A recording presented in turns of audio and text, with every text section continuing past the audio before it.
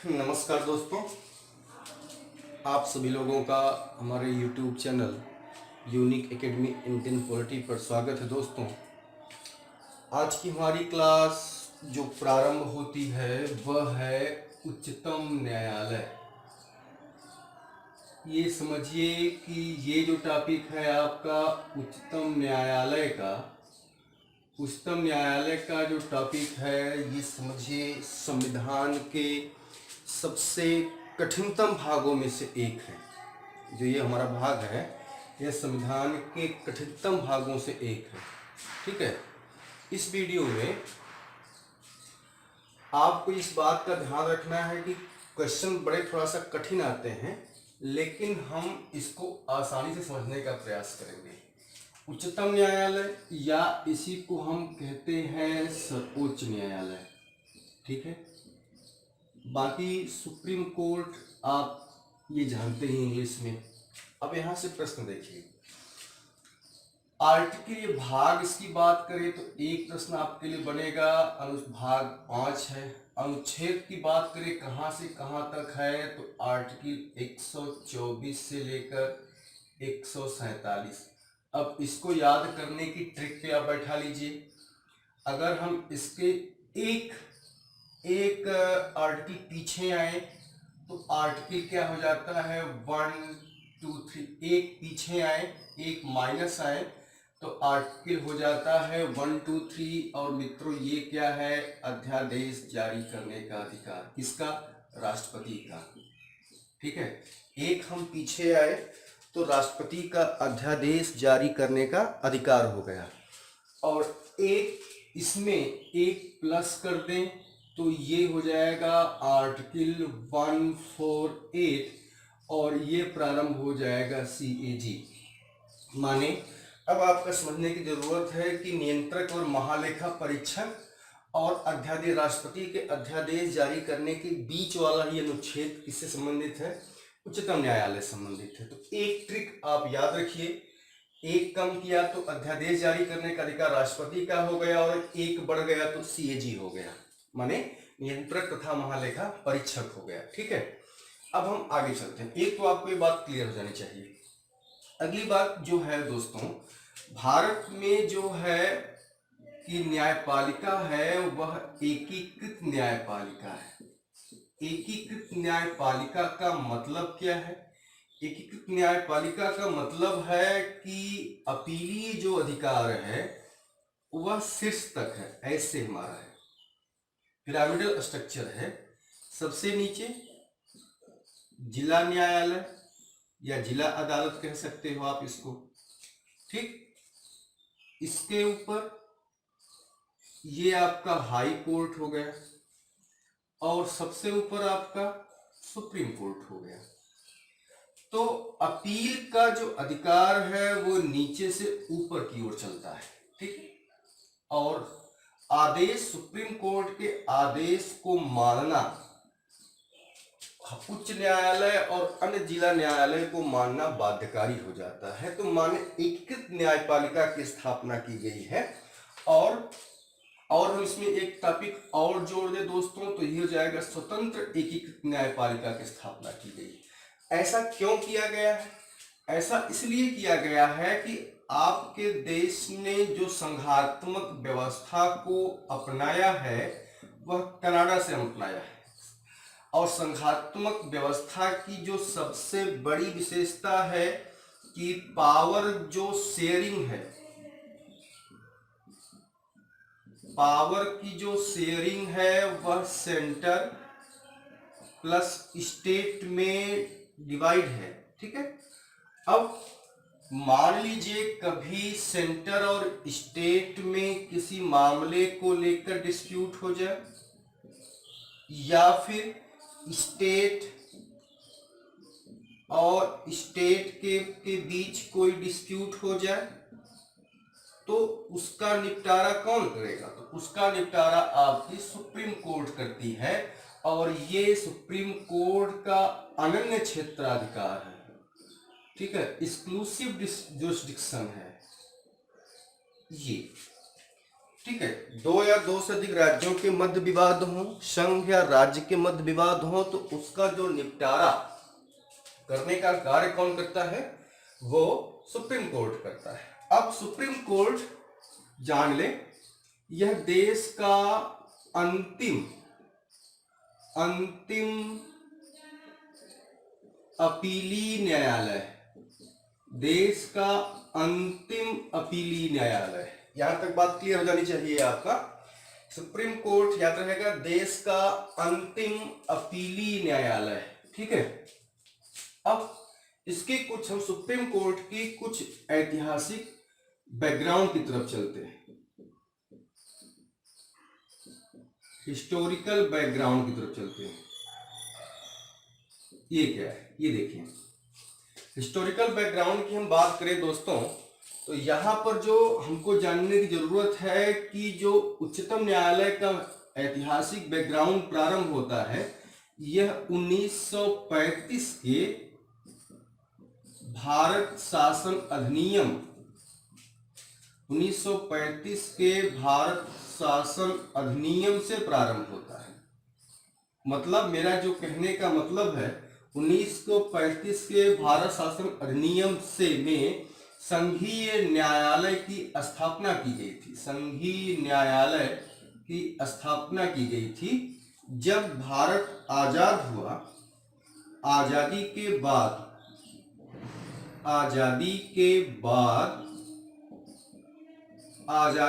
बाद इस ये जो स्थापित हो गया, आजादी के बाद इसको सर्वोच्च न्यायालय कहा गया दोस्तों। और आजादी के बाद इसकी जो स्थापना हुई वह थी 28 जनवरी 1950, और तब इसको कहा गया सर्वोच्च न्यायालय या उच्चतम न्यायालय। सर्वोच्च न्यायालय या उच्चतम न्यायालय कहा गया। मैंने यहाँ पर आपको बहुत चीजों को बताया। शुरुआत मैंने किया, बड़ी इंपॉर्टेंट टॉपिक है उच्चतम न्यायालय। ये जानिए कि संविधान के सबसे कठिनतम टॉपिक से यह प्रारंभ होता है, और इसकी सबसे खास बात जानने की जरूरत है दोस्तों कि भाग 5 में है, आर्टिकल 124 से लेकर 147 तक है। इसकी मैंने ट्रिक बता दिया कि 1 माइनस कर देंगे तो अध्यादेश हो जाएगा, और प्लस कर देंगे तो कैग हो जाएगा। तो उसी के बीच में अध्यादेश अक्सर याद होता है, 123 अध्यादेश है, तो 24 से न्यायपालिका का स्टार्ट हो जाएगी। ठीक है, इसी बहाने आप याद कर लेंगे। अब यहाँ 2-3 चीजें याद हो गई। कैग आप याद कर लेंगे 148 में है, और अध्यादेश 123 में है। बीच वाले में क्या हो गया आपका? उच्चतम न्यायालय की संरचना, संगठन, शक्तियां और कार्य से संबंधित चीजें। बाकी हमारे देश में एकीकृत न्यायपालिका अपनाई गई है। सुप्रीम कोर्ट, हाई कोर्ट, जिला अदालत, जिसको निम्न अदालत कहते हैं, अधीनस्थ न्यायालय कहते हैं यहाँ पर। ठीक है, सुप्रीम कोर्ट देश का अंतिम अपीली न्यायालय है। सुप्रीम कोर्ट, सर्वोच्च न्यायालय देश का अंतिम अपीली न्यायालय है। अच्छा, कोई पूछे आपसे कि राज्य का अंतिम अपीली न्यायालय, तो ये हाई कोर्ट जो होगा वह राज्य का अंतिम अपीली न्यायालय होगा। ठीक है, राज्य में जो अंतिम अपील कर सकते हैं तो हाई कोर्ट में कर सकते हैं। लेकिन अगर ओवरऑल बात करें कि भारत देश का अंतिम अपीली न्यायालय कहाँ है, तो आपका सर्वोच्च न्यायालय। राज्य का पूछे तो high court. That is clear. ये आप, हमें लगता है कि इस चीज को आप पा गए होंगे। अब हम आगे शुरू करते हैं इसकी संरचना। ठीक है, तो अब हम इसको मिटाते हैं। ये हमें लगता है कि आप इसको नोट कर लिए होंगे। आपसे हमारा निवेदन है कि आप कलम कापी लेकर बैठें। हमारे पास जो कुछ है मैं आपको देने का प्रयास करूंगा। ठीक है, आगे चलते हैं इसकी संरचना में। अब आर्टिकल 21-24 से बात करते हैं। ठीक है, अनुच्छेद 124 क्या कहता है? अनुच्छेद 124 लिखते चलेंगे। भारत में एक सर्वोच्च न्यायालय होगा। भारत में एक सर्वोच्च न्यायालय होगा जो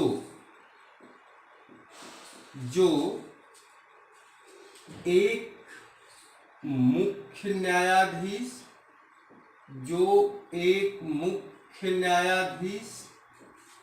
और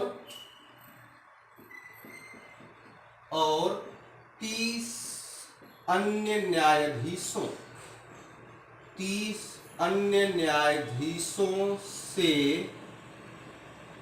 30 अन्य न्यायाधीशों से मिलकर बनेगा। हम पढ़ रहे हैं सर्वोच्च न्यायालय का संगठन, ठीक है। सर्वोच्च न्यायालय का संरचना और संगठन पढ़ रहे हैं। तो आपके लिए यहाँ पर प्रश्न बन जाएगा कि सर्वोच्च न्यायालय में, अब छोटे में कर सकते हैं, सर्वोच्च न्यायालय में पूछे न्यायाधीशों की संख्या। सर्वोच्च न्यायालय में न्यायाधीशों की संख्या पूछे, न्यायाधीशों की संख्या पूछे तो आप बता दोगे कुल दोस्तों 31, ठीक है, 131। इसमें 1 + 30 माने एक मुख्य न्यायाधीश और 30 अन्य न्यायाधीश, एक मुख्य न्यायाधीश और 30 अन्य न्यायाधीश होते हैं, ठीक है। तो यहां पर आपको बातें समझ में आनी चाहिए, ठीक। ये बात क्लियर हो गई। अब इसमें जो होगा, अब एक चीज और है, इस समय सर्वोच्च न्यायालय में न्यायाधीशों की संख्या कितनी है? टोटल 31, 1 + 30। एक चीज और जान ले, नोट 2 करके, जब मूल संविधान बना था, जब मूल संविधान बना था, तो उस समय मूल संविधान के समय न्यायाधीशों की संख्या, न्यायाधीशों की संख्या कुल थी 9, 1 + 8, ठीक है।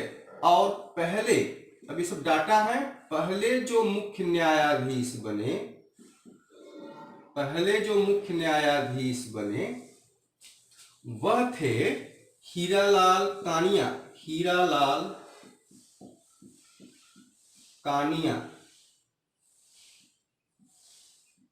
ठीक। ये सुप्रीम कोर्ट के पहले न्यायाधीश बने। अच्छा, यहां से प्रश्न हो जाए कि न्यायाधीशों की संख्या में वृद्धि, जैसे अभी तो 9 था, फिर ये 30 हो गया, ये कैसे होता है, ठीक है, ये संख्या कैसे बढ़ती है?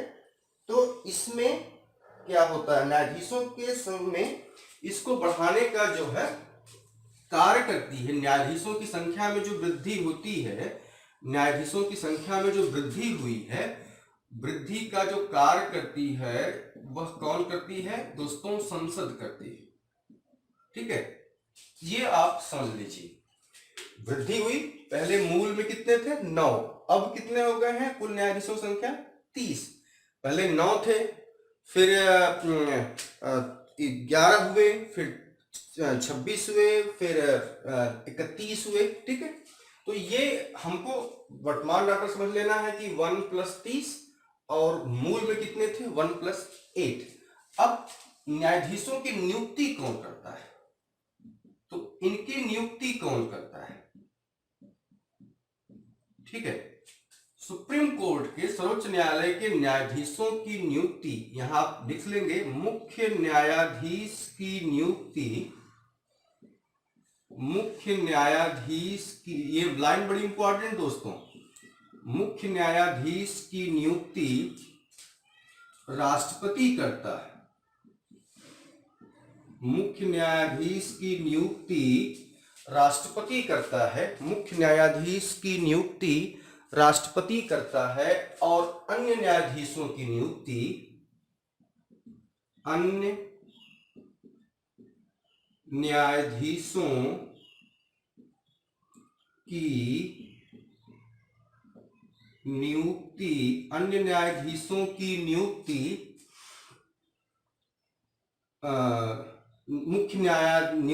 मुख्य न्यायाधीश के परामर्श पर, मुख्य न्यायाधीश के परामर्श पर राष्ट्रपति करता है। बोलो दोस्तों, यहां पर आपको बात क्लियर हो जानी चाहिए कि मुख्य न्यायाधीश की नियुक्ति राष्ट्रपति करता है और अन्य न्यायाधीशों की नियुक्ति मुख्य न्यायाधीश के परामर्श पर राष्ट्रपति करता है। ठीक है, अब यहाँ एक अनुच्छेद है जो बड़ा इंपॉर्टेंट है, उस पर चर्चा कर लेना है। ये कैसे होता है, ठीक है, ये देख लेते हैं।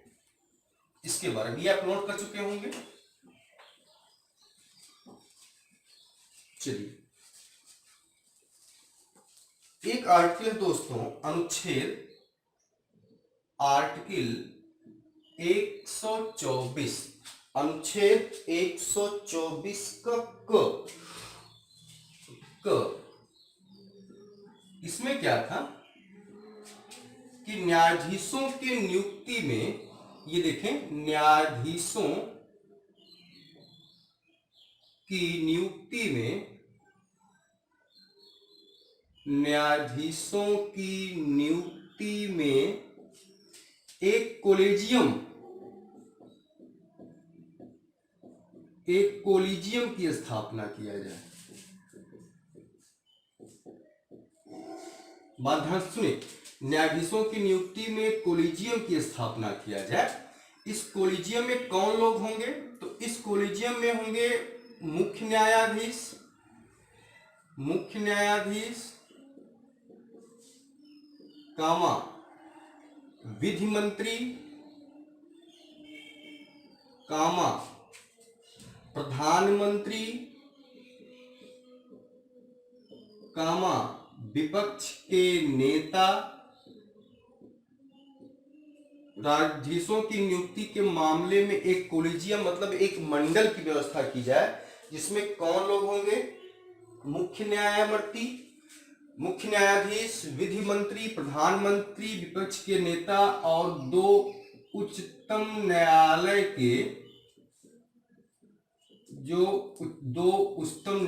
के न्यायाधीश, दो उच्चतम न्यायालय के न्यायाधीश होंगे। मुख्य न्यायाधीश, विधि मंत्री, ठीक है, लोकसभा में विपक्ष के नेता, ये लोग होंगे। ये लोग एक कोलिजियम बनाया जाए। यह कोलिजियम ही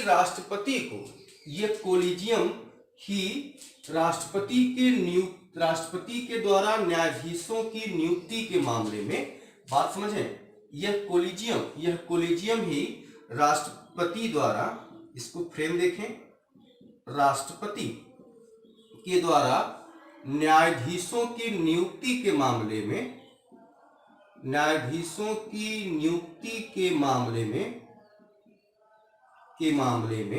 परामर्श देगा। न्यायाधीशों की नियुक्ति के मामले में परामर्श देगा। ठीक है, लेकिन यह व्यवस्था चली नहीं। इसको सुप्रीम कोर्ट ने दोस्तों 99वें संविधान संशोधन, इसको कहा गया, जो न्याय कोलिजियम व्यवस्था कहा गया, इसको कहा, इसकी कोलिजियम को क्या कहा गया, ये देख लीजिए। इसका नाम है राष्ट्रीय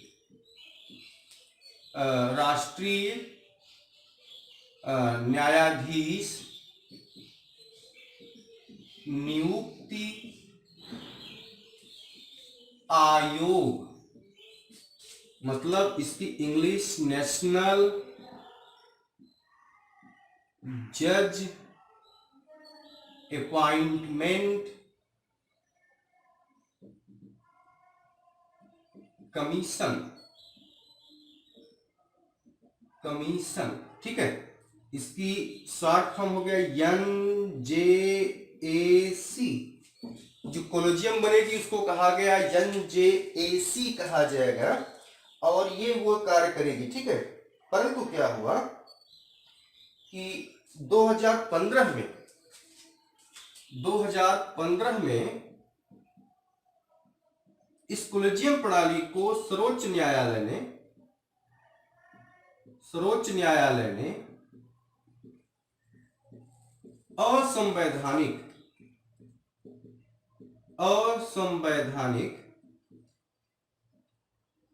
घोषित कर दिया। कोलिजियम प्रणाली को सुप्रीम कोर्ट ने कहा जो ये व्यवस्था लाई जा रही है वह क्या है, गलत है। 2015 में सुप्रीम कोर्ट ने कोलिजियम प्रणाली को अवैध कर दिया। ठीक है। और इसी कोलेजियम प्रणाली की स्थापना के लिए, कोलेजियम प्रणाली की स्थापना के लिए दोस्तों 99वां, मोस्ट इंपॉर्टेंट, कोलेजियम प्रणाली की स्थापना के लिए 99वां संविधान संशोधन लाया गया था। ठीक है, 99वां संविधान संशोधन लाया था, जिसको सर्वोच्च न्यायालय ने क्या कर दिया, इस पूरे टॉपिक को ही असंवैधानिक कर दिया। माने कोलेजियम प्रणाली की जो व्यवस्था हुआ है अब वह क्या है, समाप्त हो गई है। तो यह है तो कुछ नहीं, लेकिन ये जानते रहिए क्योंकि इसका अमेंडमेंट कभी कभी बड़ी परीक्षाओं में पूछ देता है। ठीक है, अब हम यहां तो हमने पढ़ लिया कि न्यायाधीशों की नियुक्ति कौन करता है, राष्ट्रपति करता है। अच्छा, मुख्य न्यायाधीश की नियुक्ति कौन करता है, राष्ट्रपति करता है। और अन्य न्यायाधीशों की नियुक्ति कौन करता है, राष्ट्रपति ही करता है। किसकी परामर्श से, सर्वोच्च न्यायालय के मुख्य न्यायाधीश के परामर्श से ही राष्ट्रपति अन्य न्यायाधीशों की नियुक्ति करता है। और अगली बात, कुल कितने न्यायाधीश वर्तमान समय में हैं, तो आप क्या बता दोगे दोस्तों, 31, एक मुख्य न्यायाधीश और 30 अन्य न्यायाधीश। ठीक है, एक मुख्य न्यायाधीश और 30 अन्य न्यायाधीश।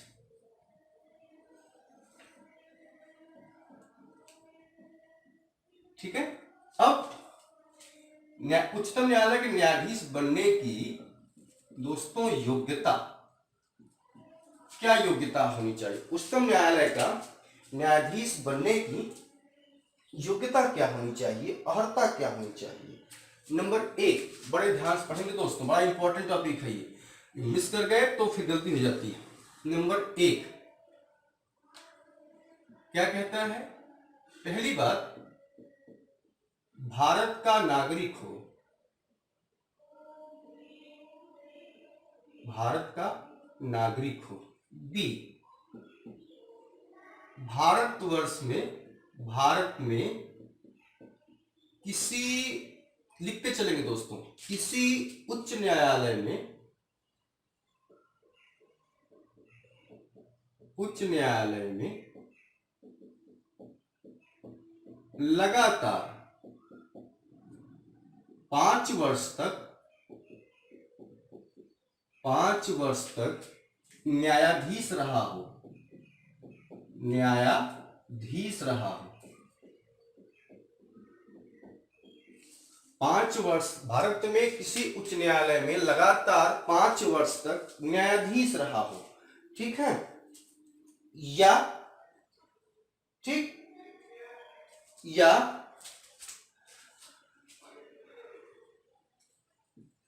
या किसी उच्च न्यायालय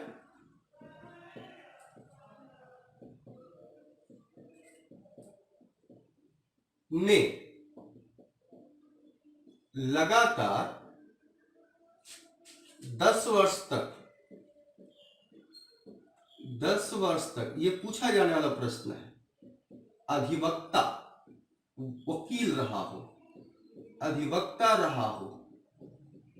ठीक, और सी, राष्ट्रपति की राय में, राष्ट्रपति की राय में विधि का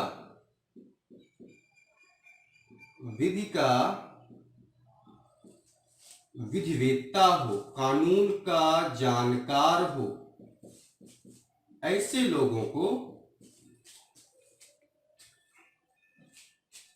राष्ट्रपति सर्वोच्च न्यायालय के मुख्य न्यायाधीश के पद पर नियुक्त करता है। ठीक है, यहां पर एक बात नोट करके जान लेंगे कि योग्यता में कहीं, नोट करके लिख लेंगे दोस्तों, बहुत इंपॉर्टेंट है, योग्यता में कहीं भी न्यूनतम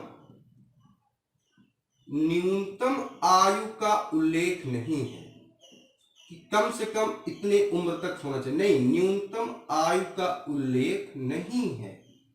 ये आप बातें बड़े ध्यान से पकड़िए, न्यूनतम आयु का उल्लेख नहीं है। तो योग्यता, सर्वोच्च न्यायालय का न्यायाधीश बनने की योग्यता क्या होनी चाहिए, भारत का नागरिक हो, किसी उच्च न्यायालय में लगातार 5 वर्ष तक न्यायाधीश के पद पर रहा हो, या विभिन्न न्यायालयों में मिलाकर 10 वर्ष तक वकील रहा हो, और राष्ट्रपति की राय में विधि का विधिवेत्ता हो तो वो क्या हो जाता है, उसको राष्ट्रपति न्यायाधीश के पद पर नियुक्त करता है। ठीक है, योग्यता हो गया दोस्तों। अब इनकी शपथ कौन दिलाता है? तो सर्वोच्च न्यायालय के न्यायाधीश, मैं छोटा लिख रहा हूं, सर्वोच्च न्यायालय के न्यायाधीशों, आप पूरा लिख लेंगे, सर्वोच्च न्यायालय के राष्ट्रपति न्यायाधीशों को शपथ राष्ट्रपति दिलाता है। कौन दिलाता है? राष्ट्रपति दिलाता है। ठीक, सर्वोच्च न्यायालय के न्यायाधीशों को शपथ कौन दिलाता है दोस्तों? तो ये क्या बोलते हैं, राष्ट्रपति दिलाता है। ठीक है, अब कार्यकाल यहां तक हो गया। अब कार्यकाल पे चलते हैं। ये ध्यान देंगे कि ये सब के सब अनुच्छेद 124 में ही है, क ख ग घ करके। ठीक है, अब इसका कार्यकाल, सर्वोच्च न्यायालय के न्यायाधीशों का कार्यकाल क्या? नंबर 1, न्यायाधीश अधिकतम, ध्यान देंगे ये टॉपिक इंपॉर्टेंट है, 65 वर्ष की आयु तक, 65 वर्ष की आयु तक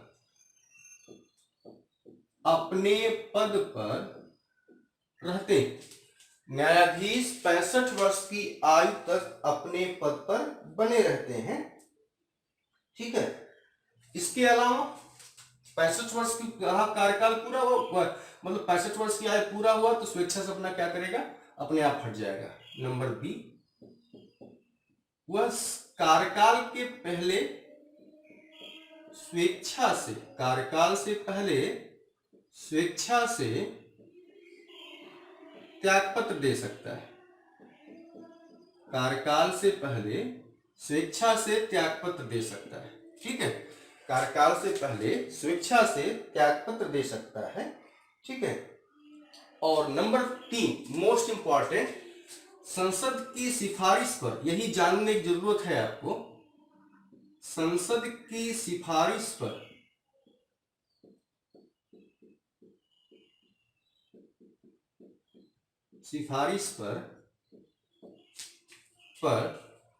संसद की सिफारिश पर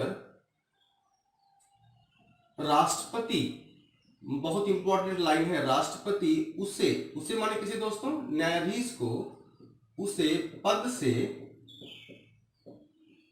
हटा सकता है। बहुत इंपॉर्टेंट लाइनें हैं, ये जानते रहिए। संसद की सिफारिश पर राष्ट्रपति उसे पद से हटा सकता है, और यह आरोप उस पर क्या लगता है दोस्तों? यह आरोप लगता है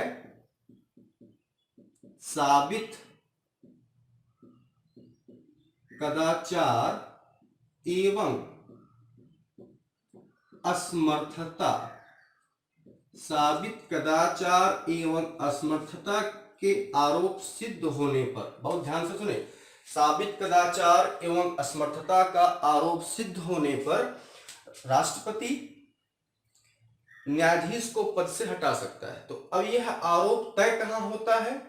संसद में। ठीक है, माने संसद के समावेदन पर राष्ट्रपति न्यायाधीशों को पद से हटा सकता है। इसी को, साबित कदाचार एवं असमर्थता को महाभियोग भी कहा जाता है। तो एग्जाम में अगर दोनों नाम आते हैं तो यार दोनों को समझिएगा। डीडी बसु जो बहुत बड़े संविधान के लेखक हैं, उन्होंने साबित कदाचार एवं असमर्थता को महाभियोग का नाम दिया है। ठीक है, और आप मीडिया में यह का नाम कम, महाभियोग का नाम अधिक सुनते हैं। तो मैंने ये बता दिया आपको कि इसको पद से हटाने का प्रोसेस कहां पर हटता है। तो ये जो है दोस्तों, इसको पद से हटाया जाता है। अच्छा, जो साबित कदाचार एवं असमर्थता का प्रस्ताव, ये जान लें, साबित कदाचार एवं असमर्थता का प्रस्ताव जो है विशेष बहुमत से पास होना चाहिए। बल्कि ऐसा लिख लें, संसद के दोनों सदनों से, संसद के दोनों सदनों से विशेष बहुमत से पास होना चाहिए, विशेष बहुमत से पास होना चाहिए। ठीक है, ये क्या है अभी मैं बताता हूं। ठीक है, तो ये टॉपिक है आपका। कार्यकाल में क्या हो गया दोस्तों, न्यायाधीश अधिकतम 65 वर्ष की आयु तक रह सकता है। ठीक है, नंबर 2, स्वेच्छा से त्यागपत्र दे सकता है कार्यकाल के पहले। नंबर 3, संसद की सिफारिश पर राष्ट्रपति न्यायाधीश को पद से हटा सकता है। आरोप कौन सा तय होता है, साबित कदाचार एवं असमर्थता का, और इसी को क्या कहा गया, महाभियोग भी कहा जाता है। और साबित कदाचार असमर्थता का जो प्रस्ताव है संसद के दोनों सदनों से विशेष बहुमत से पास होना चाहिए। अब इसके हटाने का प्रावधान मोस्ट इंपॉर्टेंट होगा। ये तो मैंने कार्यकाल बता दिया, इसी में जो हटने की प्रक्रिया बता दिया, लेकिन जो किस तरीके से हटाया जाता है ये आपके एग्जाम के लिए इंपॉर्टेंट है। तो अब आप हेडिंग दे लोगे दोस्तों कि न्यायाधीशों को, न्यायाधीश लिख लें, को हटाने की प्रक्रिया। अच्छा, इस पे आरोप का क्या है, ये क्या है दोस्तों, महाभियोग, यही है ना, महाभियोग, महाभियोग। और ये इसी को हम क्या कहते हैं, साबित कदाचार एवं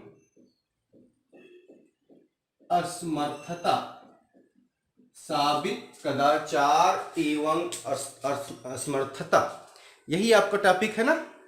न्यायाधीश को हटाने की प्रक्रिया क्या है, यही आपका टॉपिक है। तो इसको देख लें हम, बहुत इंपॉर्टेंट है, बहुत मनोयोग से पढ़िएगा, बहुत कठिनता है, लेकिन मैं इसको आपको एकदम आसानी से बताता हूं। ठीक है, हम सर्वोच्च न्यायालय पढ़ रहे हैं। सर्वोच्च न्यायालय समझिए संविधान का सबसे एक तरह से कठिनतम टॉपिक है, और जिसको आपको पकड़ने की जरूरत, कठिनतम टॉपिक में से एक है जिसको पकड़ने की जरूरत है। ठीक है, आपको मैं बता दूं, भीमराव, एक चीज और बता दूं, भीमराव अंबेडकर ने भारतीय लोकतंत्र के 4 पिलर्स की बताया कि 4 पिलर्स बहुत इंपॉर्टेंट है और ये सुरक्षित होने चाहिए। कौन, एक तो दोस्तों यही सुप्रीम कोर्ट, दूसरा निर्वाचन आयोग, तीसरा संघ लोक सेवा आयोग। ये भीमराव अम्बेडकर का कहना है दोस्तों। ये चारों पिलर एकदम मजबूती से और निष्पक्ष कार्य करने चाहिए। और चौथा नियंत्रक और महालेखा परीक्षक। ये भारतीय डेमोक्रेसी के, इंडियन डेमोक्रेसी के 4 पिलर हैं, 4 पिलर हैं। ठीक है, और चारों पिलर्स अब स्वतंत्र रूप से और निष्पक्ष रूप से कार्य करने चाहिए। तो इसीलिए सुप्रीम कोर्ट आपके लिए पढ़ना अत्यंत आवश्यक हो जाता है और एक कठिनतम स्तर में आता है, लेकिन इसको हम बड़े इत्मीनान से और मनोयोग से पढ़ें। मैं इसको मिटा देता हूं जगह के लिए। तो हम पढ़ रहे हैं कि उसको हटाने की प्रक्रिया दोस्तों क्या है, तो ये देखते हैं। ठीक है, अब इसके लिए जो न्यायाधीशों की जांच अधिनियम बनाया गया, उसमें जो प्रावधान है, इनके न्यायाधीशों की जांच का जो अधिनियम है वह 1968 के प्रारूप के तहत तय किया गया है। उसमें क्या है, नंबर 1, इसमें प्रोसेस क्या है दोस्तों, नंबर 1 में क्या है कि नंबर 1 जो प्रोसेस है आपका कि निष्कासन, न्यायाधीशों को हटाने का जो निष्कासन का प्रस्ताव है, ध्यान से सुने, जो निष्कासन का प्रस्ताव है, निष्कासन का प्रस्ताव जो है अगर लोकसभा में लाया जाता है, निष्कासन का प्रस्ताव अगर है तो ये लोकसभा में लाया जाता है, तो उसमें 100 सदस्यों का समर्थन होना चाहिए, लिखित समर्थन होना चाहिए। ठीक है, और अगर राज्यसभा में लाया जाता है तो यहां पर 50 सदस्यों का समर्थन होना चाहिए। ठीक, मेंबर।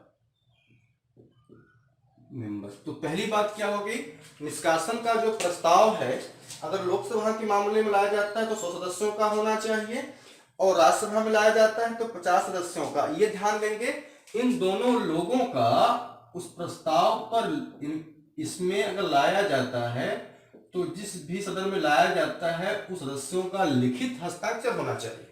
ठीक है, तो पहली बात यहां हो गया। नंबर दो, अध्यक्ष लोकसभा के मामले में, सभापति राज्यसभा के मामले में इसे स्वीकार या अस्वीकार कर सकते हैं। माने इस प्रस्ताव को स्वीकार या अस्वीकार कर सकते हैं। अब इससे मैं जोड़ के बता दूं, अभी रंजन गोगोई के ठीक पहले जो न्यायाधीश थे दीपक ठाकुर, ठीक है, दीपक सिंह, ठीक है, या दीपक ठाकुर आप लिख लीजिए, उनके खिलाफ कांग्रेस पार्टी ने महाभियोग का प्रस्ताव लाया था। ठीक है, सॉरी, दीपक मिश्रा मैं मिस कर गया था। दीपक मिश्रा के खिलाफ महाभियोग का प्रस्ताव लाया गया था कांग्रेस पार्टी के द्वारा। ये और राज्यसभा में लाया गया। वेंकैया नायडू ने इस प्रस्ताव को ही अस्वीकार कर दिया गया। ठीक है, नंबर 3, इसमें मैंने क्या कहा कि निष्कासन के प्रस्ताव को अध्यक्ष या सभापति इसको स्वीकार कर सकते हैं या अस्वीकार कर सकते हैं। इसको मैं आपके करण से जोड़ देता हूं कि रंजन गोगोई न्यायाधीश के पहले जो न्यायाधीश थे दीपक मिश्रा, इनके खिलाफ भी कांग्रेस ने महाभियोग का प्रस्ताव राज्यसभा में लाया था। राज्यसभा में लाया था और वहां पर वेंकैया नायडू ने इसको अस्वीकार कर दिया। ठीक, इसको ही वेंकैया नायडू ने इसको क्या किया दोस्तों, अस्वीकार कर दिया। ठीक, नंबर 3 चलते हैं। इसकी जांच के लिए, प्रस्ताव की जांच के लिए जहां भी लाया जाएगा, मान लीजिए लोकसभा में लाया गया तो अध्यक्ष करेगा, राज्यसभा में लाया गया सभापति। प्रस्ताव की निष्कासन प्रस्ताव की जांच के लिए 3 सदस्यीय समिति का गठन होता है। 3 सदस्यीय समिति का गठन होता है दोस्तों। ठीक है, 3 सदस्यीय समिति का गठन होता है। इसमें कौन लोग होते हैं? ठीक है, देखिए, एक मुख्य न्यायाधीश कौन लोग होते हैं? तो मुख्य न्यायाधीश या वरिष्ठतम न्यायाधीश। ठीक, कहां का? सुप्रीम कोर्ट का। नंबर दो उच्च न्यायालय का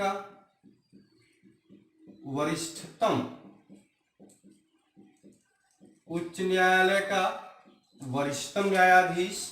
प्रस्ताव के लिए जो 3 सदस्यीय समिति होगी, ध्यान देंगे, 3 सदस्यीय जो समिति होगी उसमें मुख्य न्यायाधीश या उच्चतम न्यायालय कोई न्यायाधीश, उच्च न्यायालय का कोई उच्च न्यायालय का वरिष्ठतम न्यायाधीश। वरिष्ठतम बल्कि न लिख करके, बल्कि हम यहाँ और क्लियर करने लिखने के लिए मुख्य न्यायाधीश कर दें। ठीक है, और नंबर तीसरा जो मेंबर दोस्तों होगा, तीसरा मेंबर होगा वह होगा आपका प्रतिष्ठित न्यायवादी। जो संविधान का, न्याय का जानकार हो वो होगा प्रतिष्ठित न्यायवादी। ये प्रस्ताव की जांच के लिए जो 3 सदस्यीय समिति का गठन किया जाएगा वो ये। ठीक है, अब नंबर 4, अगर समिति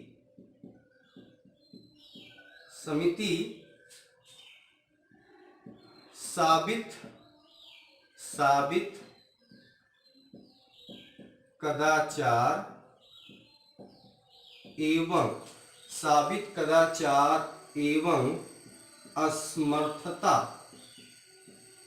का दोषी पाती है तो उसे उसी सदन को सौंपती है जहां से आया है, सौंपती है, ठीक है, उसी सदन को सौंपती है। अब क्या होता है, सदन इस प्रस्ताव पर विचार के लिए कहता है। अब यहां क्या होगा, यही लिख लेंगे, सदन विशेष बहुमत। विशेष बहुमत मतलब दोस्तों अब यहां मैं बता दूं कि सदन की संख्या के बहुमत, संख्या के बहुमत एवं सदन की संख्या के बहुमत एवं मतदान करने वाले सदस्यों की संख्या के बहुमत, मतदान सदस्यों, सदन की संख्या के बहुमत एवं मतदान करने वाले सदस्यों की संख्या के 2/3 बहुमत, ये बात चीज है। 2/3 बहुमत जिसको हम क्या कहते हैं, विशेष बहुमत से पास होना, विशेष बहुमत से पास होना चाहिए।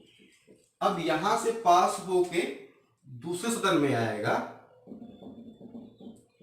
दूसरा सदन भी इसे पास कर देता है, दूसरा सदन भी इसे पास कर देता है, तो पश्चिमी कंडीशन यही है आपका कि राष्ट्रपति न्यायाधीश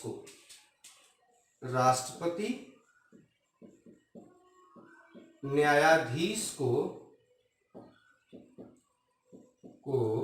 हटने का आदेश जारी कर देता है। अब ये चीज आप देख लीजिए, क्या है दोस्तों, न्यायाधीश को हटाने की प्रक्रिया, एक बार इसको हम फिर से देख लेते हैं कि न्यायाधीश को हटाने की प्रक्रिया न्यायाधीशों के अधिनियम 1968 के अधिनियम के अंतर्गत है। प्रोसेस क्या है, उसको हटाने की प्रक्रिया क्या है कि महाभियोग या जिसको हम कहते हैं साबित कदाचार एवं असमर्थता, तो हटाने के लिए जो उनका निष्कासन का प्रस्ताव है वह किसी भी सदन में लाया जा सकता है, चाहे वह लोकसभा में लाया जाए चाहे राज्यसभा में लाया जाए। अगर लोकसभा में लाया जाता है तो उस पर 100 सदस्यों का लिखित समर्थन होना चाहिए, राज्यसभा में लाया जाता है तो 50 सदस्यों का समर्थन होना चाहिए, पहली कंडीशन। दूसरी कंडीशन ये है कि अध्यक्ष इस प्रस्ताव को स्वीकार करे या अस्वीकार कर दे, उसको मानने के लिए स्वतंत्र है। अध्यक्ष उस निष्कासन प्रस्ताव को स्वीकार या स्वीकार करने के लिए स्वतंत्र है, उसको कोई बाध्यकारी नहीं है। मान लीजिए स्वीकार हो जाता है तो प्रस्ताव की जांच के लिए 3 सदस्यीय समिति का गठन होता है, मुख्य न्यायाधीश या वरिष्ठतम न्यायाधीश। अगर मुख्य न्यायाधीश के खिलाफ जांच है तो वरिष्ठतम न्यायाधीश हो जाएगा, और वरिष्ठतम न्यायाधीश के खिलाफ जांच है तो मुख्य न्यायाधीश रहेगा, इसलिए दोनों में लिखा दिया।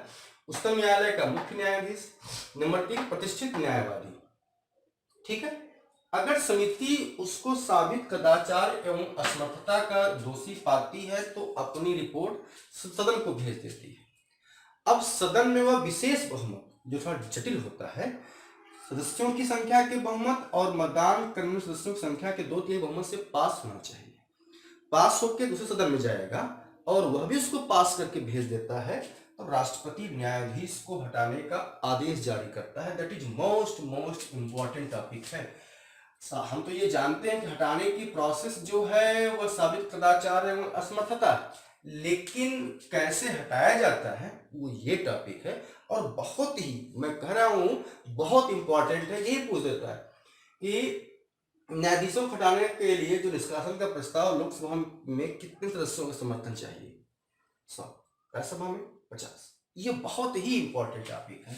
अब इसी में लगे हाथ यह भी बता दूं कि अब तक के भारत के संविधान निर्माण के बाद और उसके इतिहास में अब तक जो है किसी भी न्यायाधीश के खिलाफ सर्वोच्च न्यायालय का जो है मुकदमा या सर्वोच्च न्यायालय के न्यायाधीश के किसी अन्य न्यायाधीश, किसी भी उच्च न्यायालय के न्यायाधीश खिलाफ महाभियोग का प्रस्ताव पास नहीं हो पाए। अच्छा, एक बात और जानते हैं कि जिस तरह से जो प्रोसेस सर्वोच्च न्यायालय के न्यायाधीशों को हटाने की है, वही प्रोसेस उच्चतम न्यायालय के न्यायाधीशों को भी हटाने की प्रक्रिया है। मतलब उच्चतम न्यायालय के न्यायाधीश भी संसद के समावेदन पर ही हटाए जाते हैं, जैसे मैंने सुप्रीम कोर्ट में बताया। हाई कोर्ट के भी न्यायाधीश उसी तरीके से हटाए जाते हैं। मतलब हाई कोर्ट के न्यायाधीशों को हटाने का प्रोसेस कहां से प्रारंभ होता है और संसद में, और वहीं वहां कौन सा आरोप तय होता है, यही दोस्तों साबित कदाचार। ठीक है, जो प्रोसेस सुप्रीम कोर्ट के न्यायाधीशों को हटाने का, मेरी बात मैं वजन रखकर कह रहा हूं इसलिए शब्दों पर गौर करें, जो प्रोसेस सुप्रीम कोर्ट के न्यायाधीशों को हटाने की प्रक्रिया है, वही प्रोसेस हाई कोर्ट के न्यायाधीशों को हटाने की भी प्रक्रिया है। ठीक है, अब तक के इतिहास में चाहे वो उच्च न्यायालय के न्यायाधीश रहा हो, चाहे सर्वोच्च न्यायालय के न्यायाधीश रहा हो, किसी के भी खिलाफ महाभियोग का प्रस्ताव पास नहीं हुआ। तो इनमें किनके किनके खिलाफ आया, मैं बता देना चाहता हूं आपको दोस्तों। इसमें हम पहला शुरू कर लेते हैं दीपक मिश्रा के खिलाफ, जो अभी जल्दी में हुआ था। नंबर 1, दीपक मिश्रा के खिलाफ महाभियोग का प्रस्ताव आया था, जिसको अभी मैंने बताया, जिसको वेंकैया नायडू ने स्वीकार नहीं किया। और इनके ऊपर आरोप क्या लगा था कि इन्होंने पद का दुरुपयोग किया। ये बड़ा हाई प्रोफाइल मामला था। ठीक है, और ये पास नहीं हुआ। मतलब तत्कालीन सभापति वेंकैया नायडू ने इसको स्वीकार ही नहीं किया। अभी जल्दी का जो मामला था वो दीपक मिश्रा वाला मामला था। इसके बाद वाला जो मामला था वो है दोस्तों कि क्या बोलते हैं आप लोगों का, हाई कोर्ट के न्यायाधीश थे एमपी में, हाई कोर्ट के न्यायाधीश S.A. गंगले, एमपी मध्य प्रदेश में न्यायाधीश का नाम है S.K. गंगले। इनके खिलाफ महाभियोग कहा था। इनको पर आरोप था कि महिला के साथ दुर्व्यवहार का आरोप लगा था। ठीक है, यहां भी था लेकिन यह पास नहीं हुआ। ठीक, नंबर 3 में चलते हैं और C.V. नागार्जुन रेड्डी और J.B. पारदीवाला। C.V. नागार्जुन रेड्डी ये तेलंगाना के न्यायाधीश थे।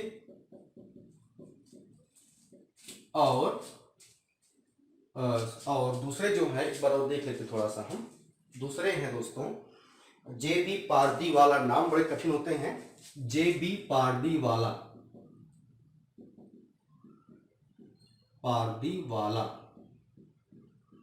ये कहाँ थे? गुजरात में।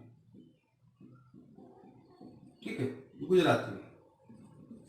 इन दोनों लोगों के खिलाफ महाभियोग का प्रस्ताव आया था। ठीक है, इनके खिलाफ भी इन्होंने तो आरक्षण के खिलाफ कुछ गलत बयान दिए थे, आरक्षण के विरुद्ध कुछ बोला था। बाद में इन्होंने खुद उसको हटा दिया अपनी नोटिस से, इसको उन्होंने हटा दिया अपनी नोटिस से, इसको हटा दिया। तो यहाँ भी इसका कोई मतलब पास नहीं हुआ। ठीक है, चौथे में हम चलते हैं। अगला है पी.डी. दिनाकरन।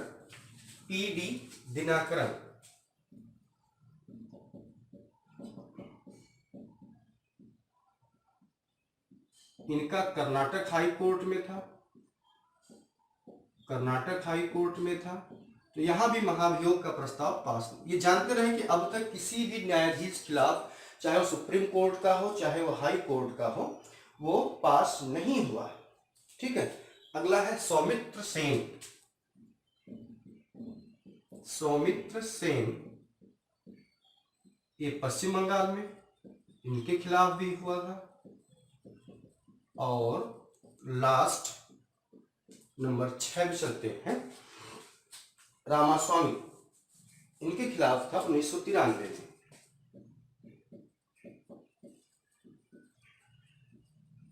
ये थोड़ा सा जान लें, आजादी के बाद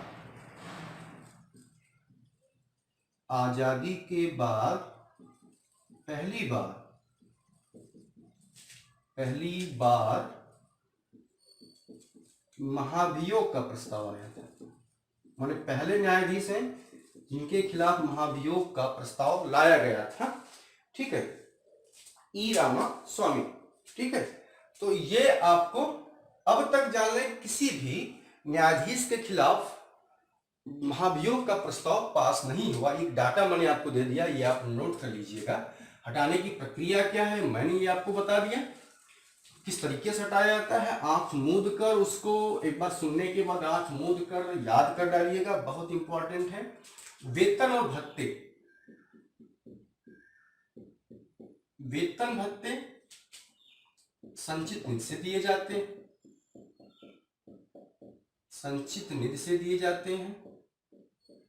इसमें कार्यकाल के समय में कोई परिवर्तन जो है, उनको जो वेतन और भत्ते हैं वह संचित निधि से दिया जाते हैं। ठीक है, इसके अलावा बहुत सुविधाएं मिलती हैं इनको। और इसमें एक बात जान लेना है, वित्तीय आपातकाल के समय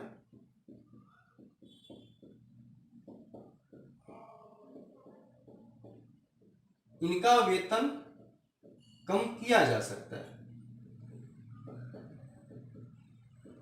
ठीक है, तो यहां तक मैंने वेतन और भत्ते तक आज पढ़ा दिया। आज के लिए इतना ही।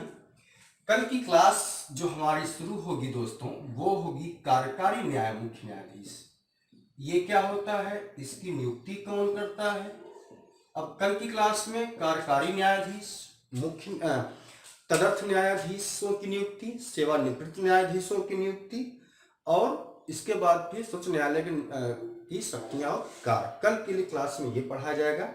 आज के लिए हमारा इतना ही। जो लोग आज हमारी वीडियो को लाइक और देख रहे हैं, वो उनसे निवेदन है कि हमारे चैनल को लाइक करें, सब्सक्राइब करें, बेल आइकन घंटी बजाएं, और उनको मेरी हर वीडियो जो संविधान से संबंधित है वो उनको बराबर मिलती रहेगी। आज के लिए इतना ही। इस वीडियो को आप 1-2 बार पूरी तरह से मन से पढ़िएगा, बहुत इंपॉर्टेंट टॉपिक है। ठीक है, और बहुत आपके लिए उपयोगी है। बस, धन्यवाद।